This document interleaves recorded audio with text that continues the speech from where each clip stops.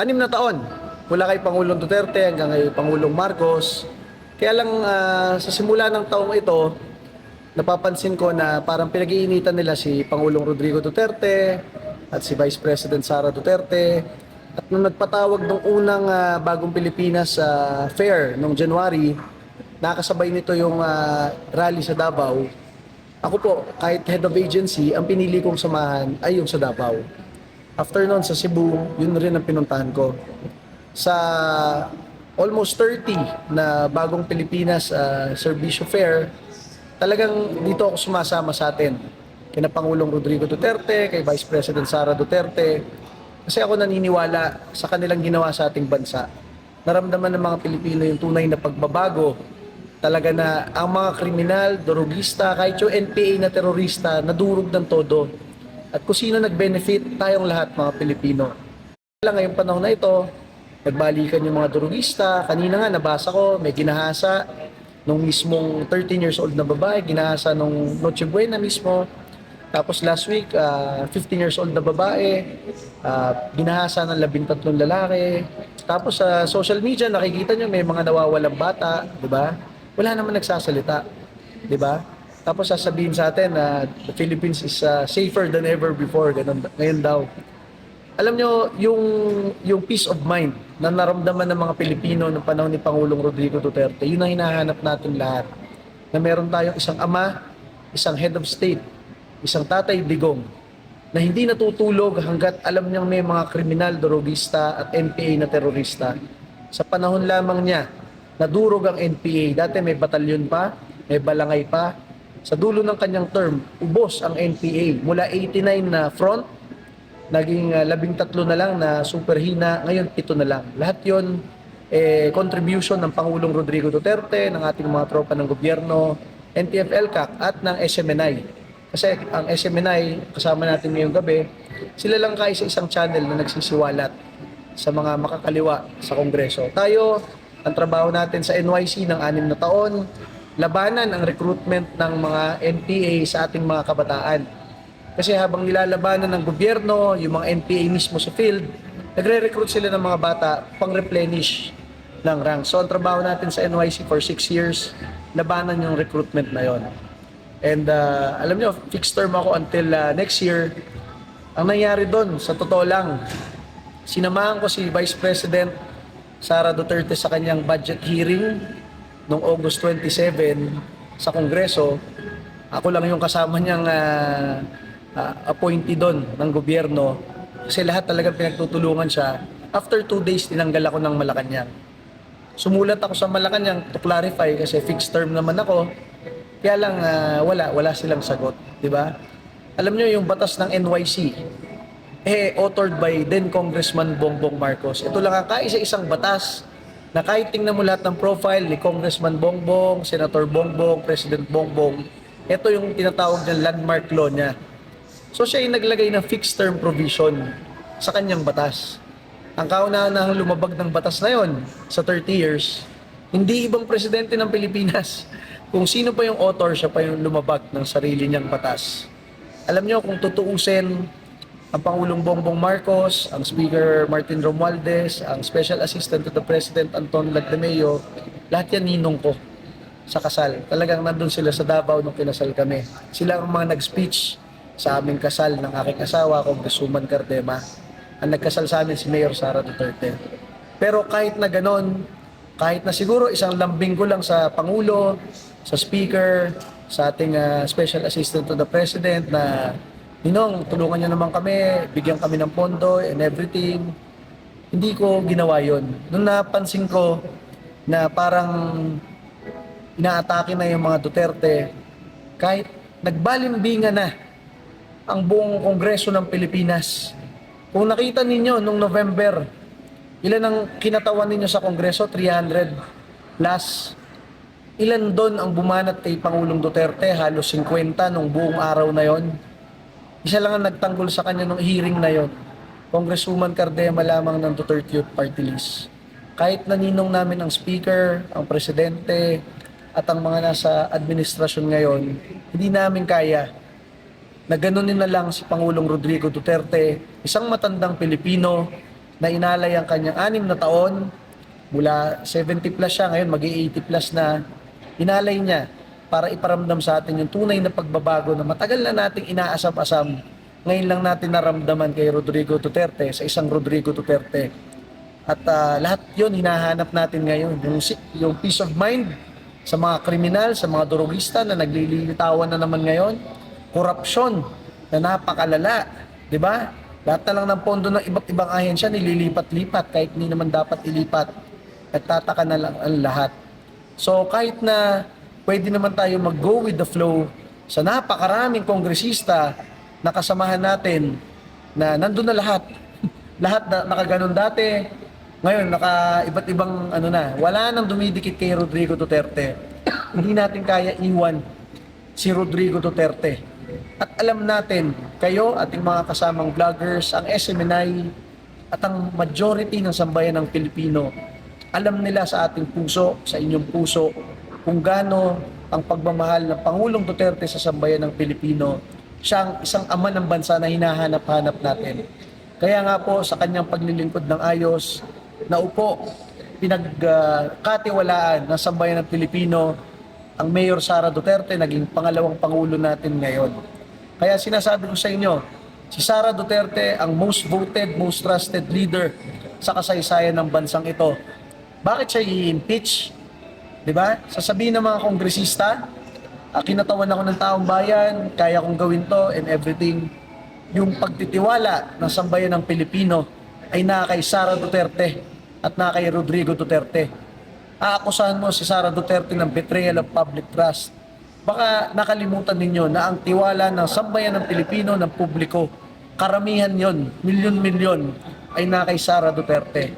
Kaya kapag pinapahirapan mo si Sara Duterte, alam ng mga Pilipino, lahat tayo nahihirapan ngayon sa presyo ng bilihin, sa peace and order problem, at sa napakaraming problema ng bansa na sinimulan naman ni Pangulong Duterte ayusin.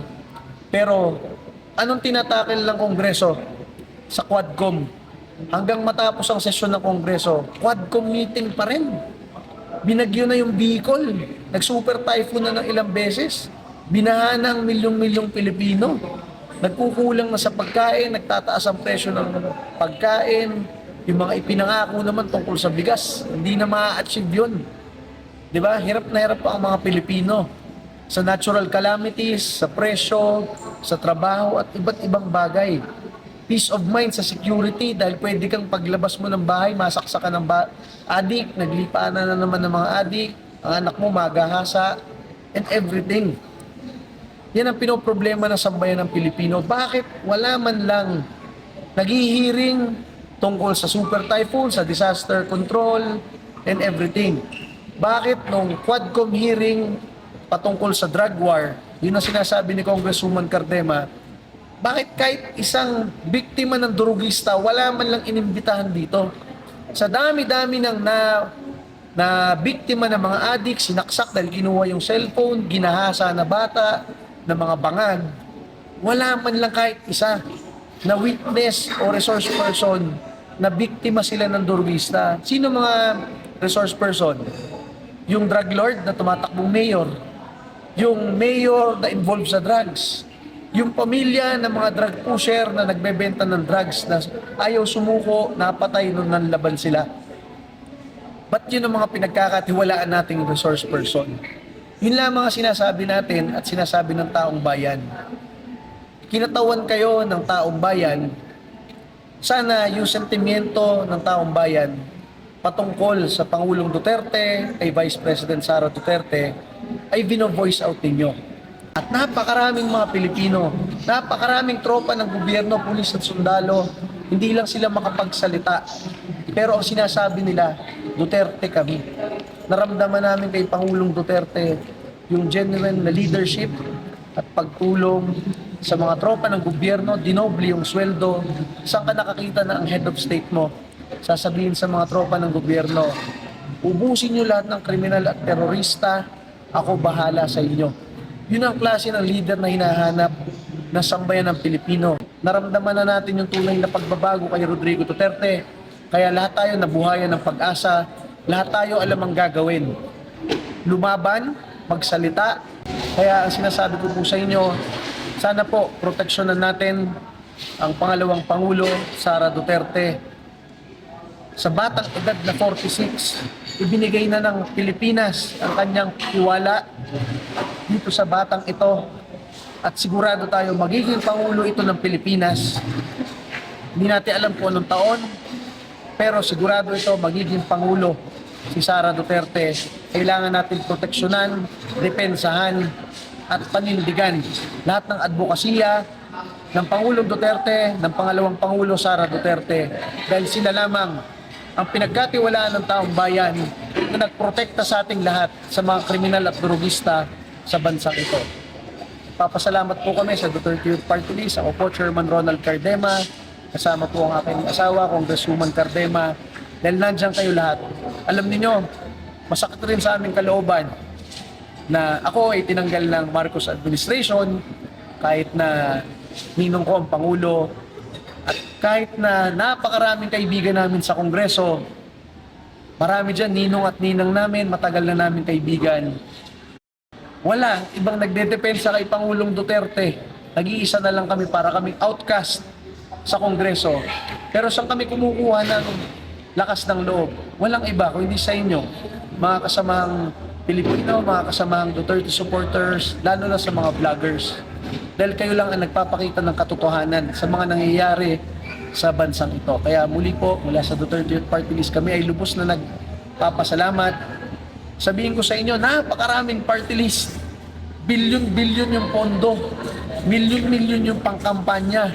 Yung mga billboard sa expressway, ang lalaki, may pang TV ads and everything. Masabi ko sa inyo, kami po sa Duterte Youth Party List, wala po, nagpapakita lang kami sa TikTok, sa Facebook Live, and sa tulong po ng SMNI at ng mga vloggers. Yun lamang po ang aming kaya. Pero bakit kami naninindigan? Kasi alam namin, ito ang tamang gawin para sa Pilipinas at tamang proteksyonan at depensahan ang Pangulong Rodrigo Duterte, ang Vice President Sara Duterte, dahil sila ang nagparamdam sa atin ng tunay na pagbabago. At si Pangulong Sara Duterte, ilang taon na lang po ang inaantay natin, magiging Pangulo yan. Yan po talaga ang magbabalik ng tunay na pagbabago na inaasam natin lahat. Muli po, maraming salamat.